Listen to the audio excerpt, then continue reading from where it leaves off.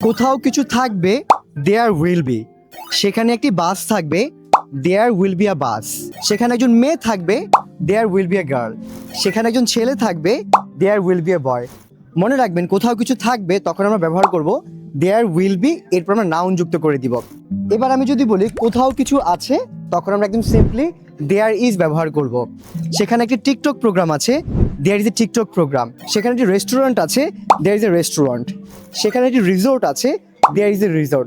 স্ট্রাকচারটা সেম, কোথাও কিছু আছে, দেয়ার ইজ, এরপর আমরা নাউন ব্যবহার করব। এবার সবার শেষে আমরা যেটা শিখবো, কোথাও কিছু ছিল। যেমন সেখানে একটি বাড়ি ছিল, দেয়ার ওয়াজ আ হাউস। সেখানে একটি ব্যাংক ছিল, দেয়ার ওয়াজ আ ব্যাংক। সেখানে আমার ভালোবাসা ছিল, এটার ইংরেজি কী হবে আপনারা আমাকে কমেন্ট করে জানাবেন।